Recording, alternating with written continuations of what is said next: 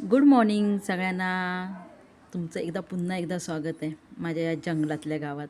ठीक आहे, मग आमचं खेडेगावच आहे पण अगदी सुंदर जंगलातलं गाव आहे.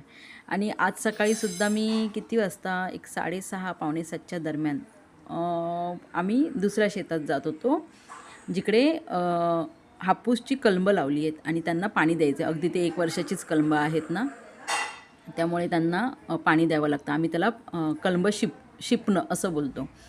तर त्याच्यासाठी गेलेलो. तर हे बघा, पुन्हा आम्ही काजूच्या आधी बागेत आलेलो, कारण तिकडे पण 1-2 झाडं आहेत कलमांची आणि त्यांना पण पाणी द्यावं लागतं. मग खास त्यासाठी खास वेळ नाही काढत. म्हणजे जेव्हा काजू काढायला किंवा कलमांना पाणी द्यायला जातो तेव्हा खालनावरनं असं घेऊन ते पाणी, कारण तिकडे अगदीच कमी 2-3-4च झाडं आहेत. मग असं तिथून येताना किंवा इथून जाताना असं पाणी घेऊन जातो आणि हाताबरोबर त्यांना पाणी देतो.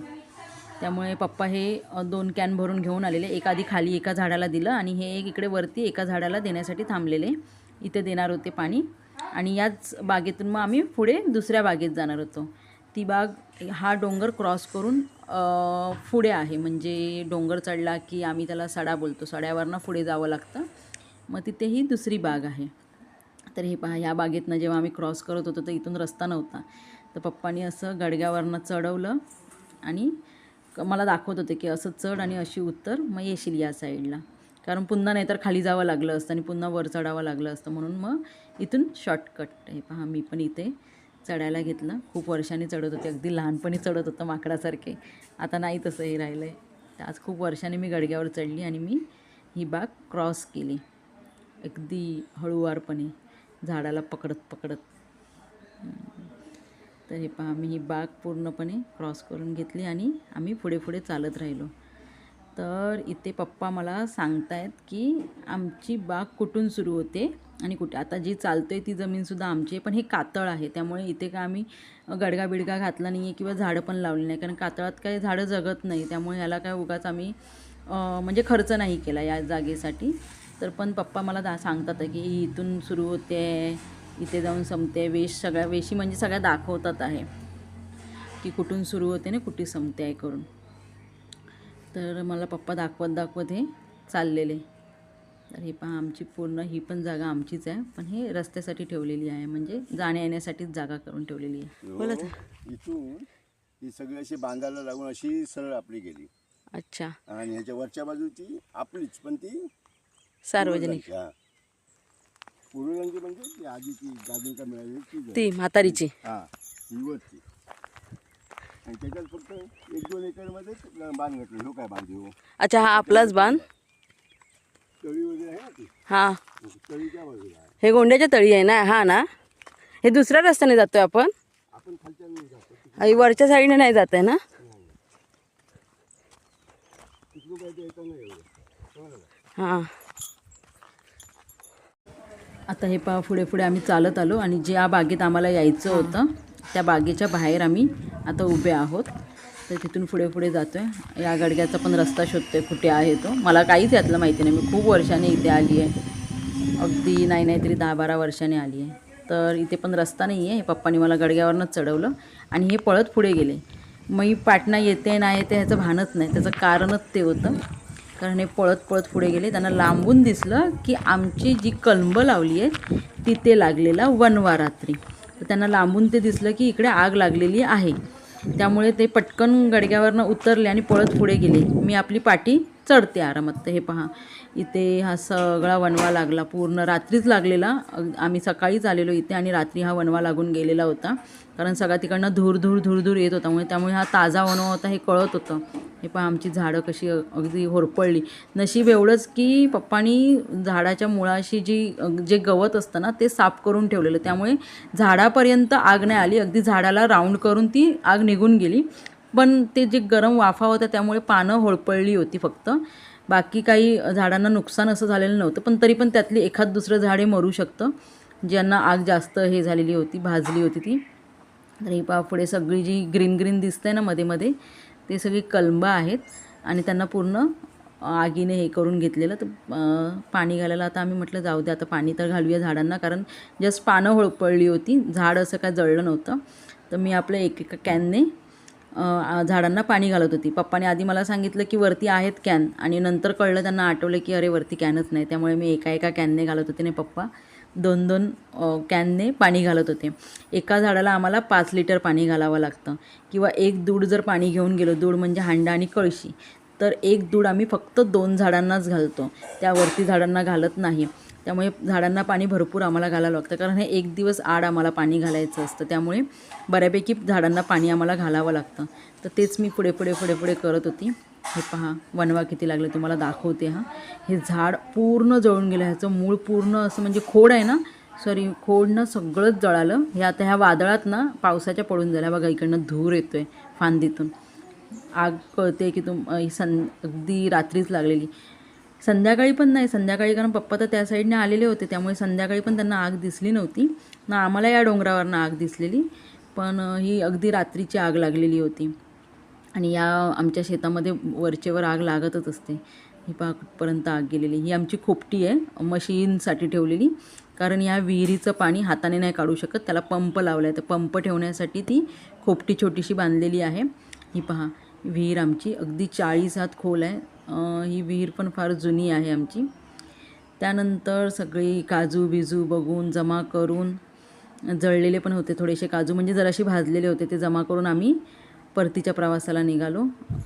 3-4 तास काम करून. ते पहा मी पण निघाली कुदळ हे घेऊन. माझे हात बघा कसे काळे काळे काळे काळे झालेले, कारण सगळे झाडाखालचे जळलेले काजू मी जमा केले. जळलेले म्हणजे थोडेसे भाजलेले असे काजू होते, ते सगळे जमा केले, नाही तर ते कसे वाया जातील काजू, म्हणून ते सगळे काजू खालनं मी ते काजू पतेरीतनं जमा करत होती.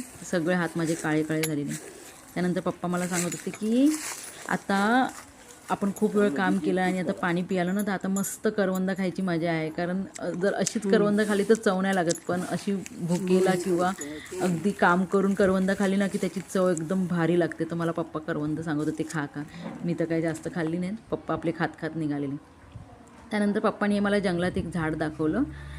हे झाड आहे चारोळीचं. आम्ही ह्याला चारा बोरं बोलतो. हे झाड आहे चारोळीचं. आपण जे खिरीमध्ये किंवा करंजीमध्ये ती बारीक चारोळी घालतो ना, त्याचं हे झाड आहे. हे काय खास कोण लावत नाही, हे जंगलातच असतं. तर हे झाड पण आता त्याला फळं नाही आहेत, फळं येऊन गेली.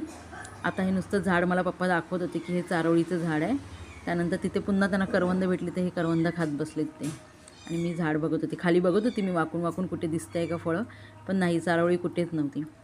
आणि ही आहेत आंजणं. हां, ही खाल्ली ना की जीभ अशी जांभळी होती. ही फळं पण खातात, पण या झाडांचा उपयोग केला जातो आमच्याकडे. कवळं काढतात, आणि ती जेव्हा आम्ही शेती जाळतो, भात लावायच्या आधी आम्हाला भाजावळ करायची असते, त्याच्यासाठी ही झाडं लावली जातात. ही फळं पण खाल्ली जातात, पण मी नाही खाल्ली, मला नाही आवडत ही फळं. अगदीच गोडसर लागतात आणि जीभ पूर्ण जाड जांभळी होते, म्हणून मी नाही खाल्ली. पण ही फळंसुद्धा छान लागतात, मला पर्सनली नाही आवडत.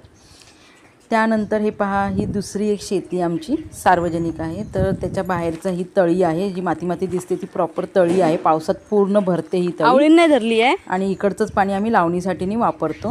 आणि हे छोटे जे बोगदे होते ना, लहानपणी त्या डबक्यात जेव्हा पाणी साचायचं ना, त्यामध्ये बेडकाची पिल्लं असायची, ती आम्ही पकडायचो लहानपणी. जाम मजा करायचो त्यामध्ये, खेळायला तिकडे यायचो. त्यानंतर पुढे गेलो चालत. तर इथे बघा पप्पा मला काय दाखवतात आहेत. हे आहेत साळींदराचे पंख. कोणीतरी इथे वाटतं साळींदर पकडलेलं, की कोणी प्राण्याने पकडलं असेल, काही आयडिया नाही आहे मला.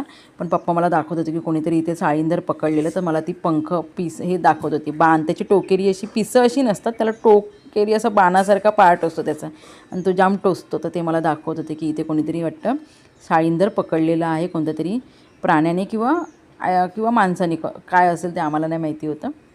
त्यानंतर ते बघत आम्ही पुढे चालत होतो. मला पप्पा सगळं दाखवत होते, इकडे हे आहे, इकडे ते आहे, काय आहे ते दाखवत होतो. त्यानंतर आम्ही डोंगर उतरायला घेतलं. तर हा पहा डोंगर किती उभा डोंगर आहे. अगदी पाय लावून दाबून उतरावा लागतो, नाहीतर डायरेक्ट, मी त्या दिवशी बोलली तशी, डायरेक्ट नदीत. अगदी घसरण आहे ही. तर आम्ही तसंच खाली आता डोंगर उतरायला येत होतो. हे आमच्या बागेच्या बाहेरूनच रस्ता आहे, तिथून आम्ही चाललेलो. जी पहिलीवाली आमची काजूची बाग आहे ना, त्याच्या बाहेरच्या रस्त्याने आम्ही हळूहळू खाली उतरत चाललेलो. त्यानंतर फ्रेश होऊन, हे दुपारनंतरचं आहे. आम्ही दुपारी निघालेलो. कुठे निघालेलो? काजू घेऊन निघालेलो. जे काजू आम्ही जमा केलेले होते ते फॅक्टरीमध्ये द्यायचे होते आम्हाला काजू, कारण त्याच्या आम्हाला काजू फोडून घ्यायचे होते. ते का अगदीच चुलीत भाजून आम्ही फोडत नाही, तर हे जे नॉर्मल काजू आपल्याला बाहेर मिळतात भाजलेले, त्यासाठी आम्हाला फॅक्टरीत जावं लागतं. तर काकाला सांगितलेलं की आपण जाऊया करून, तर आम्ही हे सगळीजणं तिकडे जाण्यासाठी निघालेलो. कविशला माहितीच नव्हतं कुठे चाललेलो, तर त्याला असं वाटलेलं आम्ही फिरायला चाललेलो. तो जाम खुश होता अगदीच की आपण फिरायला चाललो आहे. तर कविश तर फार खुश होता. त्यानंतर आम्ही फॅक्टरीच्या ठिकाणी आलो. तर हे दोन बोचकी काजू होतं. तर एक मी घेतला, एक पप्पानी डोक्यावर घेतला, कारण हा रस्ता बंद होता आणि तिकडे वरपर्यंत गाडी जात नव्हती. तर आम्ही रस्त्यावरनं वरती चालत त्यांच्या कारखान्यापर्यंत जात होतो. अगदी त्यांचा कारखाना घरातच आहे. तर आम्ही रस्त्याच्या कडेने, हे पहा एकदम निमुळता रस्ता होता, तर तिथून आम्ही वरती जात होतो. आमच्या इकडे असंच असतं, कुठेही गाड्या जवळ जात नाहीत, अगदी आम्हाला चालतच जावं लागतं. तर हे पहा त्यांच्या घरी आम्ही आलो. त्यांनी आमचे काजू मोजून बघितले किती झाले आहेत ते. जवळजवळ 28 किलोच्या वरती काजू बसले आमचे. तर तेवढे त्यांनी मोजून बिजून घेतले, नाव आमचं लिहून घेतलं, सगळं नोंदणी करून घेतली. आणि हे 8 दिवसानंतर आम्हाला हे काजू फोडून देणार होते, कारण ऑलरेडी त्यांच्याकडे बऱ्यापैकी काजू होते जे फोडायचे होते. तर ते सर्व झाल्यानंतर हे 8 दिवसांनी फोडून देणार होते. तर आजोबांनी आम्हाला मशीन दाखवली की कशी मशीन असते ते. ही पहा, ही काजूची मशीन आहे. यामध्ये काजू टाकले ना की फोडून बाहेर पडतात. त्याआधी पण काजूची प्रोसिजर आहे, पण ही शेवटची प्रोसिजर आहे की यामध्ये काजू फोडून बाहेर निघतात, अख्खा गर निघतो फोडून. तर ते आम्हाला दाखवत होते. हे ड्रायर आहे, काजू सुकवण्यासाठीचं हे ड्रायर आहे. त्या मशीनीची ते माहिती देत होते आम्हाला पूर्ण, की कसे काजू सुकवले जातात, काय करावे लागतं, सगळी प्रोसिजर ते आम्हाला हळूहळू सगळं सांगत होते की काय करावं लागतं काजूसाठी ते. आणि हे कारखाना अगदी त्यांच्या घरातच आहे. ह्या आजींनी आम्हाला काजूसुद्धा खायला दिले की कसे बनतात काजू करून. तर हे जे पॅकेट त्यांच्या हातात आहे तशा प्रकारच्या काजूसाठी आम्हाला इथे मशीनकडेच यावं लागतं.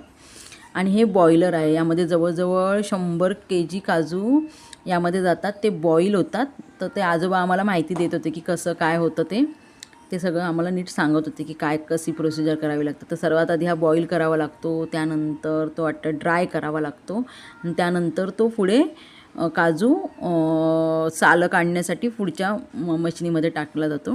तर ते आजोबा व्यवस्थित आम्हाला माहिती देत होते. त्यानंतर आम्ही तिकडे काजू देऊन रिटर्नमध्ये निघालो. तर हा कविश ते एक झाड शोधत होता कसलं तरी, तिकडे होती ती झाडं. हां, एरंड्याचं झाड होतं, एरंड्याचं. गोडा नाही माहिती, पण एरंड्याचंच झाड होतं. तर ते पहा, तो शोधून काढत होता, आणि त्यामधनं त्याला ना बबल्स काढायचे होते. तर हे त्यांचे पराक्रम चालू होते. त्याला मी त्या दिवशी दाखवलेले की यातनं बबल्स कसे निघतात. तर हा पानं तोडून त्यातनं प्रत्येकातनं बबल्स काढत बसलेला. तर हे पहा, अशा प्रकारे आज आम्ही खूप कामं केली. तर तुम्हाला माझा व्हिडिओ जर आवडत असेल तर माझ्या व्हिडिओला सबस्क्राईब करा, लाईक करा, फेसबुक पेजला फॉलो करा, आणि आणि व्हिडिओ माझे शेअर करा. ओके, कसे वाटले व्हिडिओ हेही कमेंट्स करा. चला, bye, tata. Like and subscribe and share. आला बघितलं कविश, मी बोलेल ना काल कविश नव्हता, आज कविश आहे बाजूला, अगदी नोट करते मी काय करते ते. बाय कर. Bye, see you, good bye.